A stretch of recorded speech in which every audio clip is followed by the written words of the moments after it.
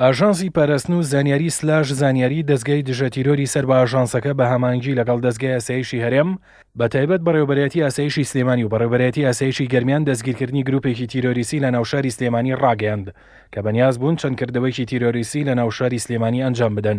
ئەم گروپە پیلانیان دانابوو لە ڕۆژی عاشورا و لە نێوان قەرەباڵغی هاوڵاتیاندا تەقینەوە ئەنجام بدەن و زۆرترین هاوڵاتی ببێتە قوربانی. لە هەمان کاتدا پەلاماری شوێنە گشتیەکانیش بدەن، بەڵام هێزە ئەمنیەکان ماوەی زیاتر لە 2 مانگ بە وردی چاودێری جموجۆڵ و پیلانەکانی ئەو گروپیان لە ناو سلێمانی کردووە و لە هەڵمەتێکدا ئەندامانی گروپەکە دەستگیرکران و دەستیش گیرا بەسەر چەک و تەقەمەنیەکان و ئەو TNTیانەی کە ئامادەکرابوون بۆ تەقاندنەوە. یەکێک لە تیرۆریستەکان کە بە ڕەگەز عەرەبە و شۆفێری بارهەڵگرە و چەند جارێک بۆ چارەسەری نەخۆشی سەردانی نەخۆشخانی هیوای کردووە، ئەو تیرۆریستە چۆتە گوندی ئیفتیخار بەرامبەر داقوق و